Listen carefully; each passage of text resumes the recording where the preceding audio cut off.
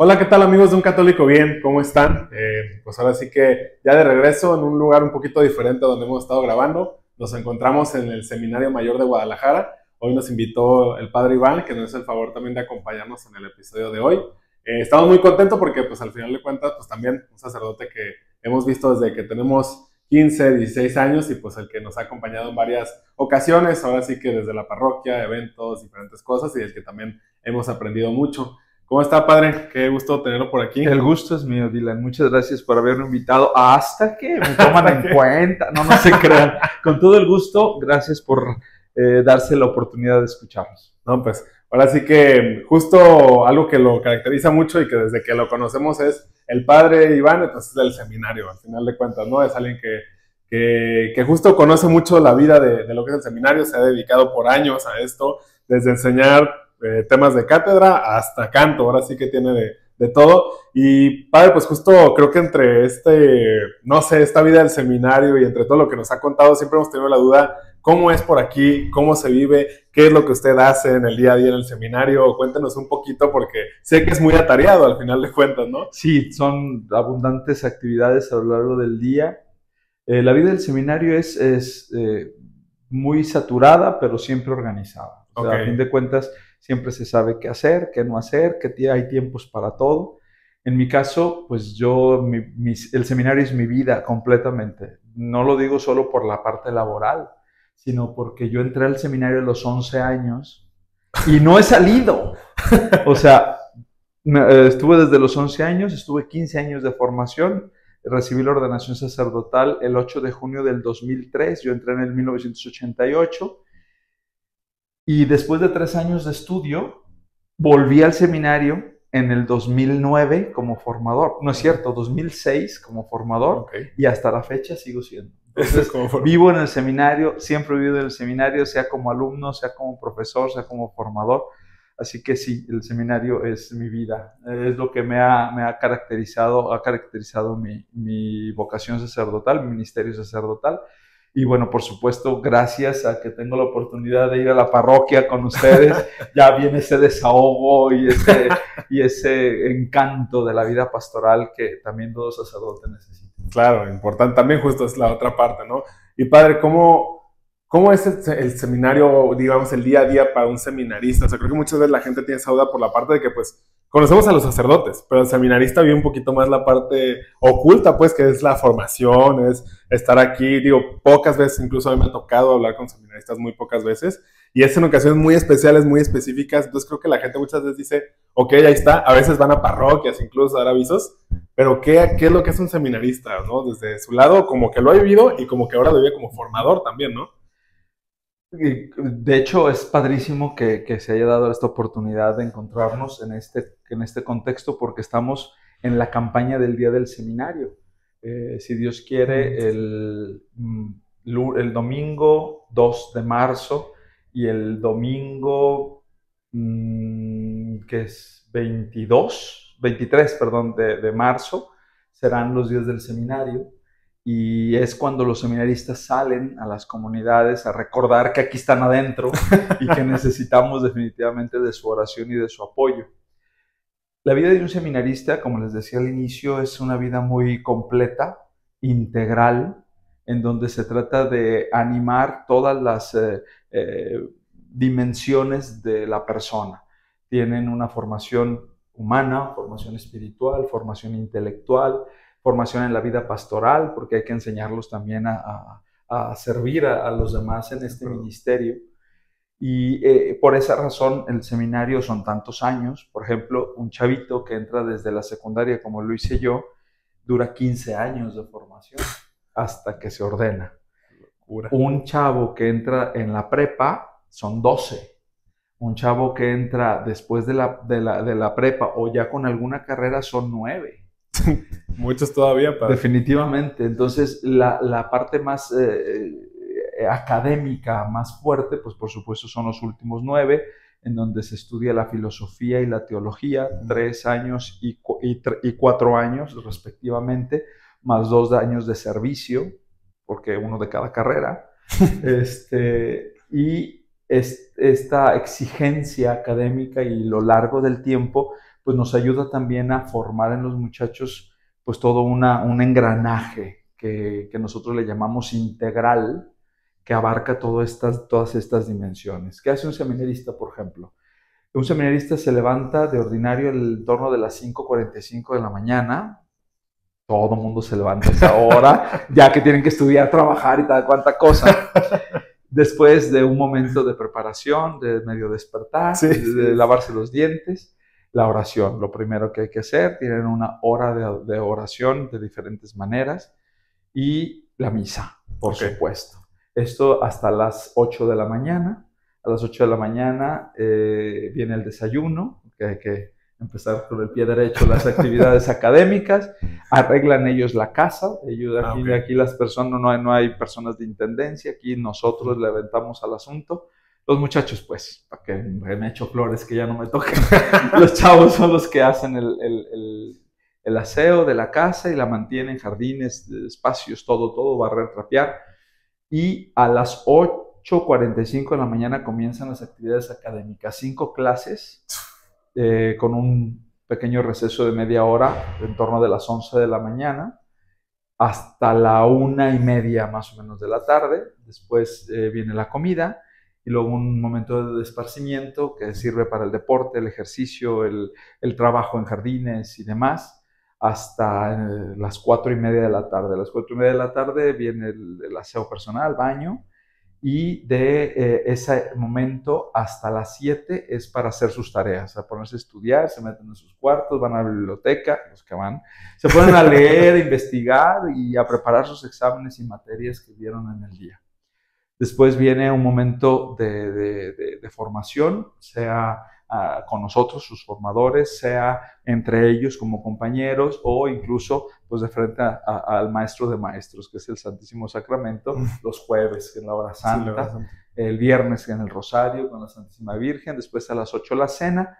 Después de la cena es un momento de esparcimiento y de aprendizaje. Hay varios talleres, actividades que los muchachos de manera particular eligen según sus aficiones o capacidades. Entre ellas está la música, claro, todo el tema del coro y son las cuestiones de las que a mí me han pedido estar al pendiente.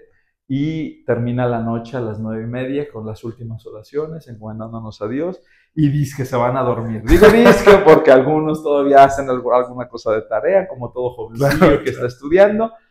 Y bueno, pues ya a descansar, se supone, en las manos de Dios. Esa es más o menos la vida del seminarista, ¿cómo ves? Vaya que ocupado definitivamente, y justo creo que lo que muchas veces se esconde, ¿no? Es detrás, es la disciplina que tiene que tener una persona que se está preparando para ser un sacerdote. Digo, que creo que al final muchos lo ven y lo vemos como positivo, porque al final de cuentas la vida del sacerdote es eso también, ¿no? O sea, mucha disciplina, entrega y sobre todo renuncia, que creo que es lo que muchas veces más cuesta estando los seminaristas ya aquí dentro.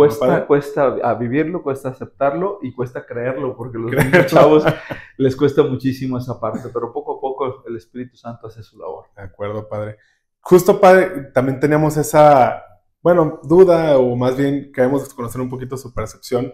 Creo que alrededor de justo el pasar de los años, las vocaciones han ido a la baja un poco, a lo que nosotros hemos visto, hemos escuchado, y justo en algún punto comenté con seminaristas hace ya un par de años que las vocaciones han ido bajando un poco. De hecho, no por presumir, pero el Seminario Mayor de Guadalajara es de los que más vocaciones cuenta, no solo a nivel nacional, sino también a nivel internacional, de hecho, pero que justo esto ha ido a la baja, y creo que ahí viene la pregunta desde su perspectiva, ¿por qué cree que esto esté pasando? ¿No? Porque sabemos que hay una tendencia, cada vez la religiosidad baja un poco y todo, pero sobre todo la parte en países tan católicos como lo puede llegar a ser México y en ciudades que son tan fervorosas como lo es Guadalajara, ¿qué puede estar pasando para que las vocaciones vayan a la baja un poco, no?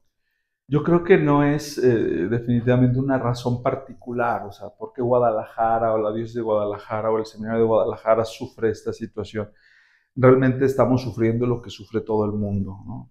¿Cuáles son las razones que se han identificado pues más importantes en general? La primera y la más importante ya la mencionabas tú, esta religiosidad un poquito diferente que la gente poco a poco empieza a vivir, la separación con la iglesia, la falta de una vida un poco más tradicional como se vivía desde antes, De acuerdo. el secularismo y todo lo que medios de comunicación y demás ofrecen como felicidad en el mundo, pues los aparta mucho de esta conciencia que tú ya mencionabas, del tema del sufrimiento, de la entrega, de la renuncia. De acuerdo. No es una opción hoy para el joven renunciar, o sea, al contrario, si yo me voy a emprender algo es para ganar, es para recibir, es para crecer, es para estar mejor, es para tener más, no es para tener menos. Sí, sí, sí, de acuerdo. Entonces,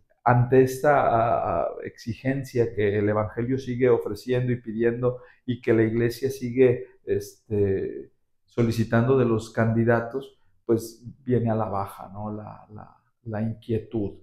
Pero en ese sentido no hay que perder de vista que Dios sigue llamando, ¿eh? O sea, eso es lo maravilloso del asunto. O sea, Dios sigue llamando, sigue entrando a los corazones de los jóvenes, sigue inquietándolos. El problema es de que hay tanto ruido, hay más ruido que antes. Hay más dificultad de responder. Antes había un caldo de cultivo mucho más fácil, familias mucho más religiosas, el acompañamiento tal vez incluso escolar, etcétera, etcétera, ayudaba a que fuera más fácil el contacto. De acuerdo. Hoy por hoy, ante la distracción que el mundo nos ofrece, ante el ruido, pues es más complejo. No es Dios el culpable, Dios sigue llamando, pero nosotros estamos un poquito más sordos. Esa es como la primera razón. Una segunda razón también generalizada o que abarca todo el mundo en el tema de las vocaciones es el testimonio de la iglesia, ¿eh? Okay. De nosotros, los sacerdotes, de los mismos cristianos, que a lo largo del mundo, en las experiencias variadísimas y abundantes, pues tal vez no estamos ofreciendo el testimonio atractivo, ¿no? Atractivo de decir, yo quiero ser como ese sacerdote, yo quiero ser como ese padre. Y nosotros somos conscientes, se nos insta a vivir la conversión y la santificación sacerdotal y la vida de santificación en la vida cristiana. ¿Por qué? Porque es en ese caldo de cultivo donde las vocaciones florecen. En una familia que reza, en una familia que va a misa, en una familia que procura conocer a Dios, es mucho más fácil. Cuando ves a algún sacerdote o jóvenes como ustedes comprometidos con la fe, siempre hay jóvenes que dicen, ¿por qué yo no? Porque yo no quiero, yo no le busco por ese lado, ¿no? Entonces la oferta de ser buenos cristianos y la oferta de ser buenos sacerdotes depende mucho del testimonio. De acuerdo. Entonces sería una segunda razón que está poniendo en entredicho el tema de la vocación. Y por otro lado, la última, también generalizada, de la cual sí también nosotros estamos sufriendo, es la familia. La familia misma, en donde los mismos padres de familia ya no tienen en su corazón la emoción de decir, tengo un hijo que quiere ser sacerdote, tengo una hija que quiere ser religiosa. Ya no es tan emocionante como antes. Antes las mamás soñaban con que uno de los hijos fuera doctor, otro licenciado y otro padrecito. Las mismas familias abundantes en hijos, pues tenían esa facilidad como decir, ok, pues hay para todo, ¿no? Puede verse de todas las, puede haber abundantes opiniones al respecto, pero es real. Sí. Hoy por hoy las familias regatean un poquito más a los hijos, les motivan incluso a que piensen mejor las cosas. Las mismas amistades, sobre todo en vocaciones más jóvenes, incluso yo he visto ahí mismo en la parroquia varios jovencitos que han estado como con la inquietud, al rato, ¿cómo crees? ¿Qué te estás metiendo ahí? Mira que acá está la universidad y que no la vamos a pasar bien. Y caen, y los chavos, aun cuando tuvieron esa inquietud y la siguen teniendo porque Dios es fiel, Dios vuelve a llamar, Dios te sigue llamando, Dios toca la puerta constantemente. Todas estas situaciones, tanto familiares como generacionales, dificultan. Pero sí, hemos visto que los papás son los primeros que desaniman también a los hijos. ¿Por qué? Pues porque también hay muchas necesidades. Hoy por hoy muchos papás quieren pues, que su legado se continúe. Si yo soy médico, tú también. Si yo soy licenciado, tú también. Y como nomás tengo 2 hijos, pues te toca, ¿no? Sí, de acuerdo. Entonces cuando viene esta situación, pues el tema de la vocación viene abajo. Pero bueno, es parte del show. Justo ahorita que menciona todo esto, padre, que creo que como dices, son factores, digo, muchas veces no lo piensa uno, pero sí es cierto, ¿no? También, incluso que las familias cada vez sean más chicas, pues también, incluso también a veces los hijos tienen que volver un apoyo económico. Entonces, pues también, pues el sacerdote, pues no creo que sea millonario. No, pues no, en absoluto. No. Entonces, pues también muchas veces eso también tiende a hacer que se detenga un poco esa parte, ¿no? Pero justo ahora, están estos factores externos.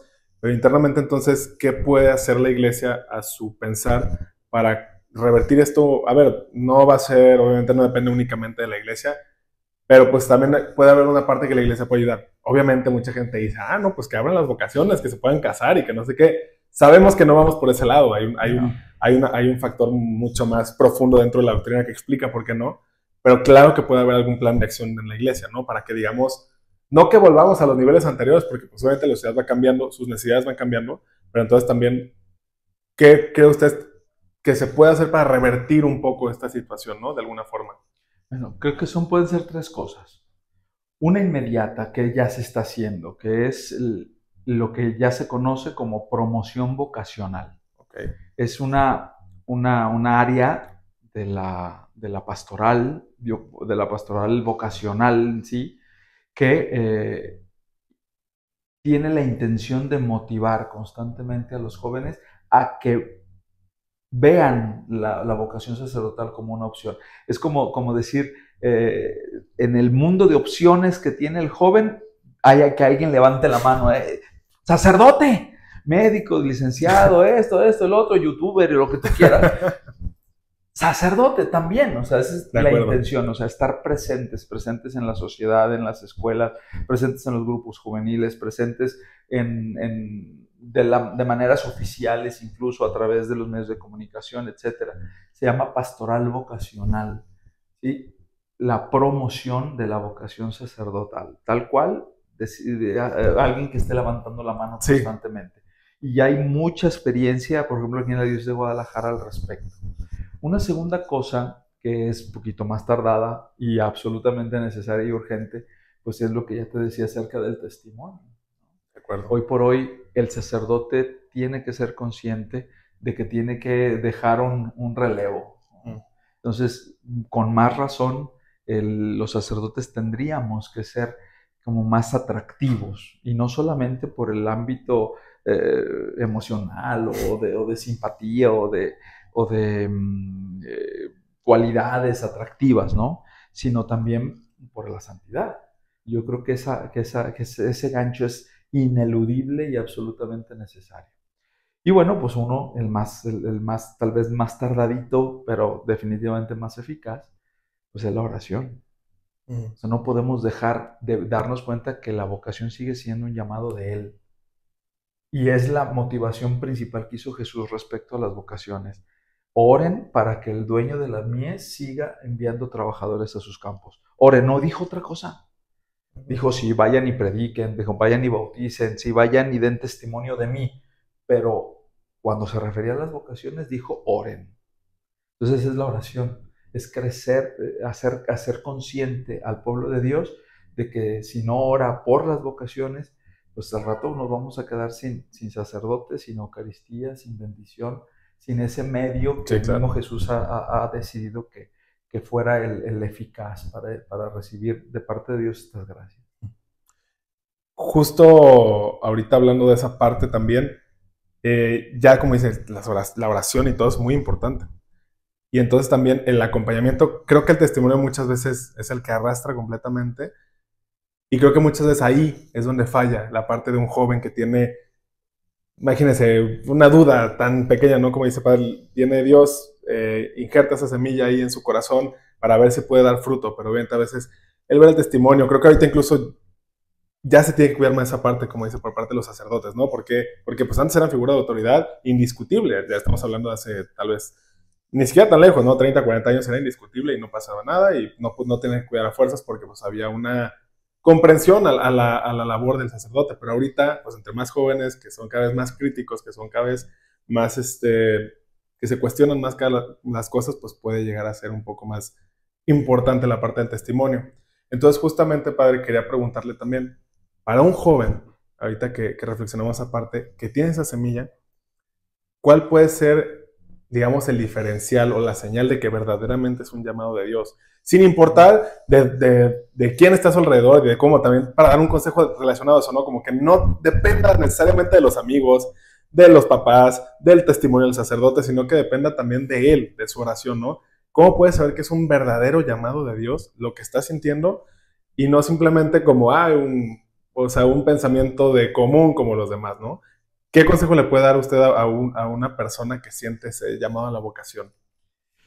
Bueno, pues me vas a poner aquí a hablar como 3, 4 horas, ¿está bien? No, lo que usted quiera, padre. No. Mira, después de tanta experiencia de acompañamiento a la vocación sacerdotal, ¿qué consejo pudiera darte a ti, joven, que sientes alguna inquietud? Mira, primero que nada, esa inquietud no es una locura. O sea, si Dios la puso ahí, la puso por algo. Y Él es muy, muy terco con eso. Sí. O sea, en ese sentido, no te dé miedo sentir lo que sientes. Primero, no es una locura. No es una locura. Ni siquiera es una tontería lo que tú estás sintiendo. Es real, es verdadero y es trascendente. Y mientras más lo niegues, va a ser más complicado entenderlo. ¿Por qué? Porque muy probablemente no basta con entender. También necesitas dejarte llevar, primero. Dios es terco y va a estar ahí. Me acuerdo de una vez un joven que le preguntaba, ¿por qué al final de cuentas sí decidiste entrar al seminario? Pues porque me hartó. Así me dijo. Pues, ¿por qué? Dice, la última que me puso una enojada, pero estaba enojadísimo. Yo ya estaba seguro de que no, yo ya no quiero, y no quiero, y no quiero. Entonces, como sentí esa inquietud, decía él, le dije, ok, dice, dímelo claro, pero dímelo claro, así que sea ineludible y me voy al seminario. Dice, todavía no terminaba de pensar, de decir eso, porque iba en la calle, iba esperando tomar el camión. El camión. Se sube al camión, llenísimo, se va hasta el final del camión y en la parte de atrás del camión, pegado, el póster del día del seminario. Ven y sígueme. Pues dijo, pues vámonos. Así. O sea, se quedó pasmado. Dice, padre, yo no pude más. Y llore. Dice, la gente se me quedaba viendo, ¿y este qué trae? Dije, pero no lo pude evitar. Y desde ese momento dije, ok, ya. Cedo y ya sí. Comenzó todos los procesos que tenía que comenzar. Ahora ya es sacerdote. Y era porque hubo un tiempo en donde la campaña del seminario iba a los camiones y le pegábamos ahí. Me tocó a mí varias veces a pegarle las calcomanías o las propagandas del día del seminario, como la que están seguramente viendo en estos tiempos por el día del seminario actualmente. No tengas miedo de eso que sientes. No es una locura. Segunda cosa. Cuando tú te sientes y te experimentas como sacerdote, si te sientes feliz, aunque haya miedo, si te sientes feliz y en paz, va por ahí. Va por ahí. No, o sea, tienes que también ese es el regalo que Dios te da cuando el discernimiento tiende a la voluntad de Dios. A paz, a la paz. Y la tercera cosa, que es tal vez la más importante, pero la más difícil de prever, es que se te facilite, que todo se te ponga a la mano. O sea, tú dices, yo soy un joven que tal vez a estas alturas ya estoy trabajando, mi familia depende de mí. Si tú les dices a tu familia que quieres empezar esta experiencia y empiezas a ver que todo se acomoda para que sigas diciendo que sí, pues por ahí va. Por ahí va. Si hay algo que se atore, externo, muy probablemente te están diciendo espérate. Pero si se atora de ti porque tú no quieres o porque te estás haciendo así la cosa, eso sí lo tienes que vencer. Eso es tuyo. Pero si todo lo demás se va acomodando y porque se acomoda tienes miedo, es evidente que Dios quiere que lo sigas de esta manera. Puedo entrar al seminario, ¿cuáles son mis broncas? Esta y esta. Y si se solucionan, seguramente Dios está ahí. Perfecto. Entonces, ¿qué puedo decirte? Pues serían las más fáciles de identificar. Y bueno, por supuesto el consejo, pedir consejo a algún sacerdote, dejarte acompañar, externar tus inquietudes, tus miedos. Si tienes alguna dificultad, alguna duda, pues que sepas de qué se trata, conoce, pregunta, cuestiona, y eso también te va a ayudar mucho a decidir. Creo que estoy seguro que a más de uno ya se le resolvió la duda, padre, ¿verdad? Así Ojalá. Sale a boca. Y justo, digo, creo que ahora es un poco de la parte que teníamos como, pues justo cuando alguien está aquí, alguien sabe cómo es aquí, pues obviamente tiene más esa facilidad para hablarle a un joven que quiere entrar, ¿no, padre? Y también digo, entre muchas otras cosas, para los que no sepa, pues como dice el padre Iván, lleva de formador muchísimo tiempo. Y entre algunas de las cosas que nos comentó que se especializa, pues también es el ecumenismo, ¿no, padre? Que también hablamos un poco que queríamos, pues, tocar ese tema porque también otro tema muy, muy hablado, muy sonado. Y bueno, pues ahora sí que qué mejor que usted que ya ha estado de formador en ese aspecto, ¿no? Lo primero, padre, y creo que para que todo nos quede claro es, ¿qué es el ecumenismo en realidad? O sea, porque hay una u otra cosa, pero ¿qué es en realidad, no? Bien, yo tuve la oportunidad de estudiar misionología. La misionología es toda la ciencia que estudia la evangelización de los pueblos a lo largo de la historia y en el tiempo presente. ¿Cuáles son los retos de la evangelización hoy? Y uno de los retos de la evangelización graves en nuestro momento es el testimonio de unidad. Es decir, la iglesia quiere proponerse al mundo como la respuesta que Jesucristo nos ha dicho que somos. Jesucristo, Él es la respuesta de todo. Y nosotros hemos sido enviados a ofrecerle al mundo ese regalo, el regalo de que Jesús ha venido al mundo y nos ha salvado. De acuerdo. Pero cuando queremos dar este mensaje, lo tenemos que dar desde el testimonio. Y un antitestimonio tremendo que vivimos los cristianos es pues, que estamos desunidos. O sea, existen iglesias cristianas al por mayor. Aunque en su momento hubo una sola, que fue la iglesia católica en sus dos versiones, oriental y occidental, a lo largo de los siglos ha habido disensiones, separaciones, que han conformado comunidades eclesiales diversas a la nuestra católica, pero que mantienen bienes, valores que Jesús y el Espíritu Santo nos han ofrecido desde siempre y que en orden a esos valores merecen credibilidad y que son una riqueza para la vida cristiana. Por lo tanto, el ecumenismo es este movimiento comenzado a inicios del siglo XX de manera oficial, en donde todas las iglesias, incluida la católica, y no somos nosotros los protagonistas, al contrario, formamos parte de este movimiento tremendo ecuménico en el que las iglesias, dándose cuenta que los que no conocen a Jesús, al saber de Él, nos ven a nosotros sin ponernos de acuerdo, reciben un antitestimonio y dicen, ¿cómo es posible que ustedes que me están dando el mensaje de los mensajes, entre ustedes no se pongan de acuerdo? La exigencia del ecumenismo es misionera.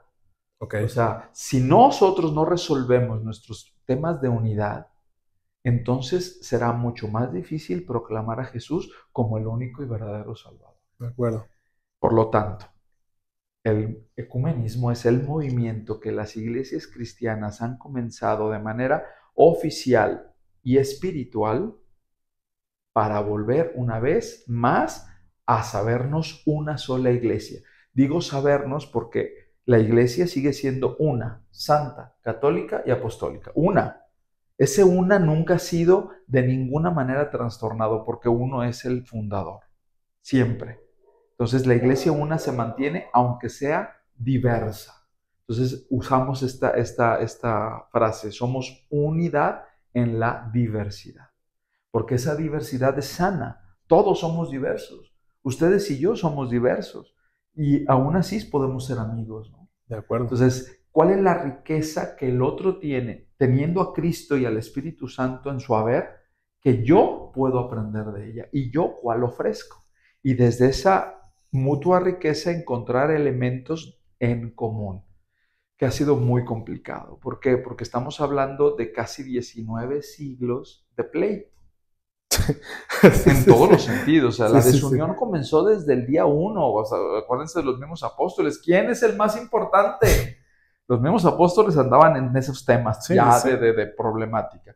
Por supuesto, las divisiones más grandes pues, fueron las del siglo V con las herejías cristológicas, después en el siglo X con la separación de la Iglesia de Oriente y de Occidente, los ortodoxos, después en el siglo XVI con los luteranos, los evangelistas y los anglicanos, y de ahí en adelante con todas las demás iglesias cristianas que han emergido de todas estas propuestas y que hoy por hoy quieren, de veras, con corazón, entender que la unidad es algo absolutamente necesario. Ese es el ecumenismo, el esfuerzo que las iglesias estamos haciendo en todos los niveles para volver a presentarnos como esa iglesia una, querida por Jesús, que oró al Padre diciendo que sean uno, como tú y yo, Padre, somos uno.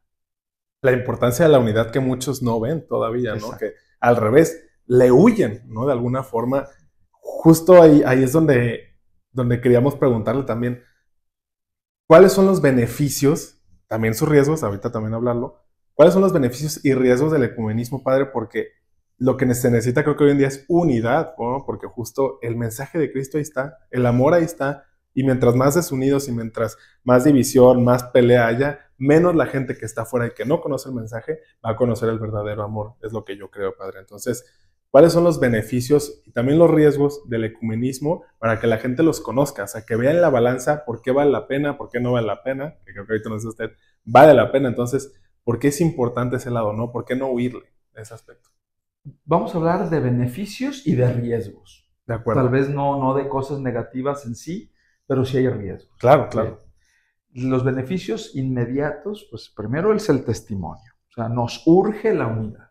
Porque si no, no vamos a poder evangelizar ni hablar de Jesús de la manera como quisiéramos. Primero. Segundo beneficio, la riqueza. Porque basta con que te pongas a analizar la belleza, por ejemplo, de la iglesia oriental, la iglesia ortodoxa. Okay. Cómo viven, por ejemplo, la liturgia. ¿Cuál es su teología? Cómo ellos tienen toda una espiritualidad del ícono. Por ejemplo, si saben que son los íconos, estas pinturas sagradas que tienen los ortodoxos de Jesús, de la Virgen, de los santos, que tienen toda una teología padrísima. Si tú te adentras en las particularidades de las iglesias, te vas a encontrar con elementos muy valiosos, muy, muy valiosos. Por ejemplo, los pentecostales. En un primer momento pudiéramos decir, ¿cómo, Padre? Los pentecostales en su momento tuvieron dificultades, pero hoy por hoy están asociados y están muy comprometidos con el tema del ecumenismo. Sí. Y ellos nos enseñan una espiritualidad viva, una espiritualidad llena de alegría, de canto, de sentir al Espíritu Santo que se hace presente. Cosa que puede ser que nuestras espiritualidades a veces como medias frías, medias racionalistas, necesitan esa parte.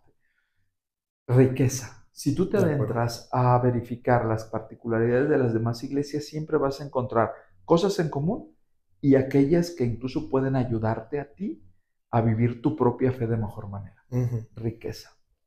Y una tercera también expresión de beneficio, pues es la ayuda mutua que necesitamos. Hoy por hoy el mundo necesita de la presencia del cristiano, sea de la iglesia que sea, sobre todo para el beneficio social, la lucha en favor de la vida, la lucha en contra de la guerra, la lucha en favor de los más pobres y necesitados, el cuidado del creado, son cosas que como iglesias estamos comprometidos.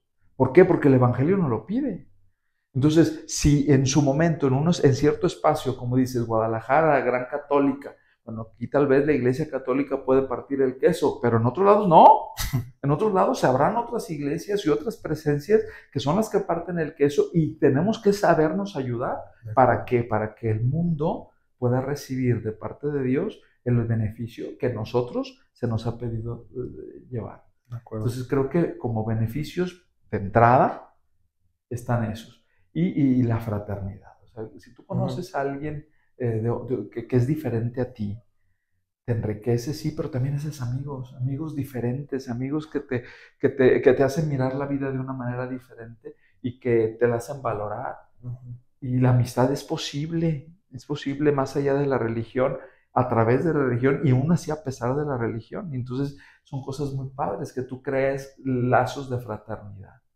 Y son cosas que hay que animarnos, en vez de estar como que con esa actitud de yo tengo la razón, yo soy el que sé, yo soy el que sé y tú no sabes. Hoy por hoy el mundo es dialógico y plural.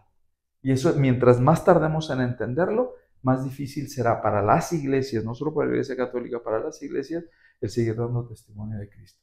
Riesgos. El más elocuente y más difícil es el de la molestia, el del enojo, de todos aquellos que nos cuesta trabajo entender al otro, dialogar, abrirnos a la riqueza. Que existimos muchas personas que tenemos miedo o que estamos tan convencidos de lo que nosotros creemos, no porque esté mal, porque a fin de cuentas eso es conciencia, si tu conciencia te lo está pidiendo, órale, lucha por eso, pero no de una manera irracional. Ábrete a la sabiduría de Dios. El miedo a esta apertura que la Iglesia está teniendo, la Iglesia Católica está teniendo de dialogar, de encontrarse y de criticar a la Iglesia en este sentido como equivocada, como que está haciendo algo que no debería de hacer. Y si nosotros hacemos un análisis sociológico, por ejemplo, la actitud de cerrazón, de buscarte a ti mismo, de cerrar fronteras, de poner muros, algo parecido a la realidad, es una coincidencia, es simplemente miedo, es miedo a enfrentarnos al mundo. Y hoy por hoy no puede ser así. Riesgo del miedo. Segundo riesgo del relativismo, que sí, relativismo y sincretismo. Hay que entender muy bien esas dos palabras. Okay. El relativismo es todo está bien. Si tú dices que es blanco, perfecto, que sea blanco, aunque yo lo vea rojo, pero si es rojo también está bien y es rojo y blanco. Y si son las dos cosas, no pasa nada. No se trata de un relativismo, de un no buscar la verdad, no, al contrario, juntos vamos a buscar la verdad. Vamos a analizar lo que está en la realidad y desde lo que sabemos y desde lo que se nos ha revelado, encontrar un punto común. No es relativismo el ecumenismo, ni tampoco el ecumenismo es sincretismo. Es decir, bueno, si todo está bien, entonces pues agarramos de aquí, de acá y hacemos un batido, ¿no? Metemos en la licuadora lo de los adventistas con los de los anglicanos, o con los orientales y nosotros, y lo que salga, a ver qué pasa. No, pues bueno, por supuesto nos critican. Sí, pues sí, o sea, sí, claro que no. ¿Por qué? Porque lo primero que tenemos que salvaguardar es nuestra propia identidad.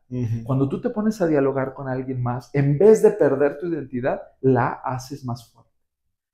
¿Por qué? Porque te conoces de frente a un alguien que piensa diferente que tú.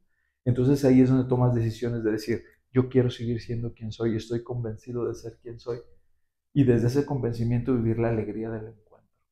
Mientras que si no me conozco, mientras que si no me valoro, mientras que si no sé quién soy, entonces me puedo diluir en el otro y crear esta posible incógnita, posible riesgo que trae el ecumenismo. Hablaba ahorita, dijo una palabra clave, identidad. ¿Cómo puedo vivir el ecumenismo como católico sin perder mi identidad? Primero que nada, y sobre todo, vamos trabajando en contra de la ignorancia religiosa. Okay. ¿Por qué? Porque hoy por hoy creemos que sabemos y conocemos nuestra fe. Y cada vez más nos damos cuenta que no es así. Y se los digo para muestra un botón. Pregúntenle a sus niños, a sus padres, si estás joven, a tus sobrinos o a tus hermanitos, pregúntale a los jovencitos chiquillos y pregúntales qué tanto saben del catecismo. Pregúntales, ¿qué tanto sabes tú?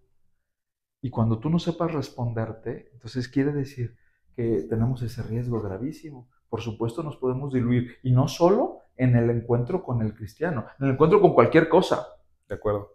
O sea, si recibimos la noticia de una filosofía X, si recibimos una noticia de una religión X o Z, si recibimos una motivación espiritual o espiritualoide, de donde sea, pues vamos a decir que padre, yo quiero, ¿por qué? Y yo no lo tengo eso. ¿Y tú cómo sabes si ni siquiera te has puesto a investigar realmente? Sí.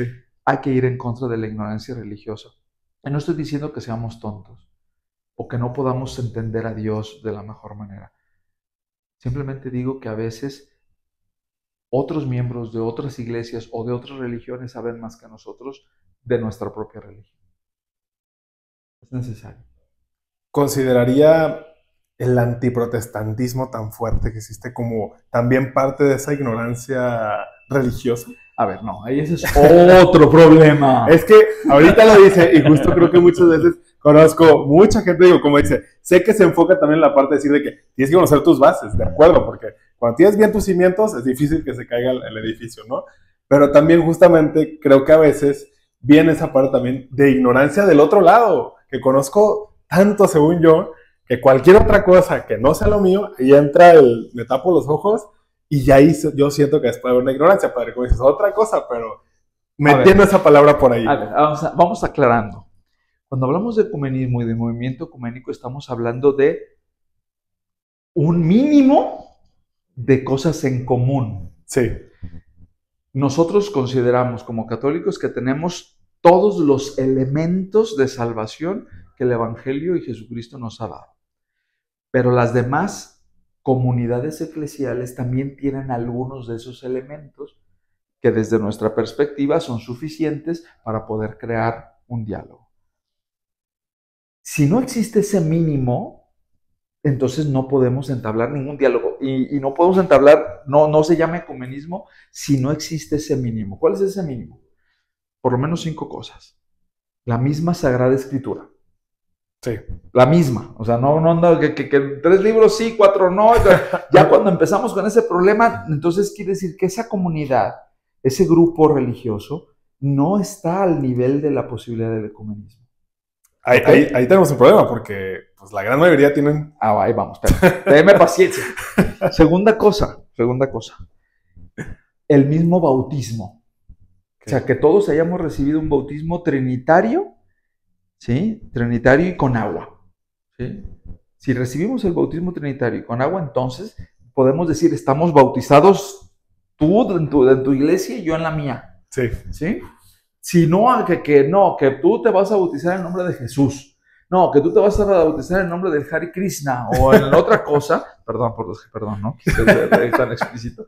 Pero no, entonces ahí ya no existe ese mínimo. Entonces yo ya no puedo hablar de que mi relación contigo es ecuménica. Esta era de otro tipo, que también existe, se llama diálogo interreligioso. Ajá. Y también existe, y eso es otro tema que no creo que quieran empezar ahora. Entonces sería misma Sagrada Escritura, mismo bautismo, el mismo credo. Okay. O sea, todas las iglesias cristianas que formen parte del movimiento ecuménico tienen que recitar el mismo credo que tú y que yo. El mismo. Creo en un solo Dios, Padre Todopoderoso, Creador del cielo y de la tierra, y que acepten todas esas verdades, y que las entiendan y que estemos como de acuerdo con lo que yo digo, que Jesús es hijo de Dios, ¿tú también? Sí, ok, perfecto. ¿El Espíritu Santo procede del Padre y del Hijo? Sí, ok, estamos de acuerdo. Ok. El mismo credo. Si hay alguna comunidad que diga, no existe el Espíritu Santo, no, Jesús no fue engendrado, Jesús es otro hombre, sí, que es muy buena, ya mínimos 0, entonces no hay relación. Tenemos que tener el mismo credo, que estemos respaldados por instituciones. Ok. O sea, existen instituciones que se han creado propiamente para el ecumenismo en cada iglesia. Hay algunas iglesias que son muy chiquitas y que se han juntado entre ellas. Por ejemplo, la iglesia luterana, toda la asociación de iglesias luteranas, la asociación de iglesias anglicanas, la asociación de iglesias presbiterianas, entre otras, la asociación de iglesias evangélicas. Y todas ellas conforman una institución que tiene reglas. Y esas reglas permiten que estemos en un nivel institucional en donde podamos ponernos de acuerdo. Okay. Donde tengamos una base, o sea, de dónde partir. O sea, tienes un credo, pero también tienes una doctrina. A ver, esta doctrina que tú crees, ¿dónde está? Está escrita aquí. ¿Quién la cuida? La cuida la asociación fulana, la promueve la mangana. Entonces tiene que haber una generalidad, pues, o sea, un algo que en lo que es sustentar todo este movimiento. ¿Sí? O sea, no más así como que, pues nos vamos a juntar para hacer cotorreo y ya estamos unidos. No. tiene que haber un crecimiento avalado por una institución. Y por último, considero que necesario, se me va la onda, pudiera ser el tema de los sacramentos. Por lo menos, los dos sacramentos más importantes, que es bautismo y Eucaristía. Que muchos sí la tienen, digo, no la como nosotros, mayoría, pero... Exacto, la mayoría tiene una celebración en donde recuerdan el momento de la última cena. Definitivamente ahí nos metemos en broncas nosotros, perdón por lo de broncas. Pero nosotros tenemos una teología eucarística tan desarrollada y tan profunda que es muy difícil que las demás iglesias la tengan. Sí. Entonces, eso, la Eucaristía y el ministerio sacerdotal, como que las dos llaves que todavía están cerradas, con las cuales nosotros, por más que tengamos ganas de decirle, sí, Simón, vamos a celebrar la misa todos juntos, no podemos, porque hay muchos detalles teológicos que ellos no creen y nosotros sí. Por ejemplo, rápidamente, la presencia real de Jesucristo en la Eucaristía. Sí. Nosotros creemos que Jesús llega y se instala en el pan y en el vino con la consagración del sacerdote y el don del Espíritu Santo, y que está ahí verdaderamente nuestro Señor y que permanece, tan es así que lo dejamos en el sagrario y lo adoramos. Los luteranos, por ejemplo, dicen que sí Jesús está ahí, pero mientras está la misa. Se acaba la misa y el pan vuelve a ser pan y el vino vuelve a ser vino. Ya puedes recogerlo y guardarlo. Ya como sea. Sin problema. Los ortodoxos, la adoración al Santísimo, por ejemplo, solamente la hacen en Cuaresma. No existe la adoración al Santísimo para ellos si no es en un contexto cuaresmal. Y así sucesivamente. Existen cosas muy fuertes a nivel del sacerdocio, por ejemplo, la facilidad que tienen las demás comunidades cristianas de ordenar mujeres, por ejemplo. ¿Por qué? Porque su teología sacerdotal es menos profunda. Okay. No estoy ninguneando, pero sí es tan diferente a la nuestra que nosotros no permitiríamos jamás eso. Entonces no podemos decir, ok, vamos a hermanarnos tú y yo, y si soy sacerdote yo, pues también las chicas, no pasa nada. ¿No? Nosotros sí pasa, no podemos.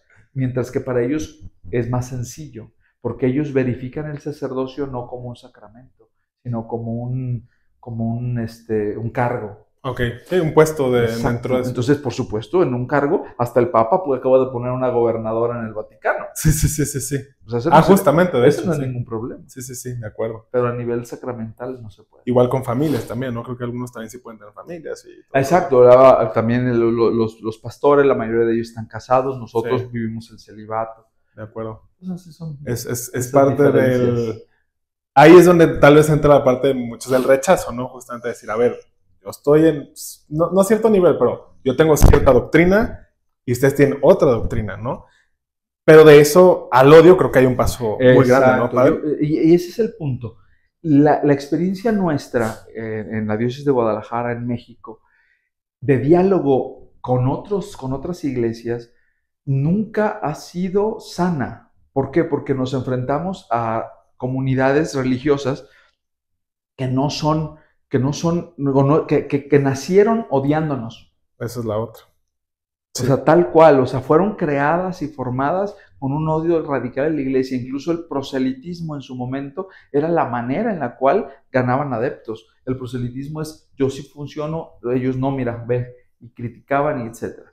Nosotros también pudimos haber reaccionado seguramente negativamente a este tipo de agresión y pudimos haber puesto en contra, humanamente hablando, sí, claro, a nivel de odio, por una no comprensión de lo que estaba sucediendo. Entonces nos sentíamos agredidos, entonces nos defendimos.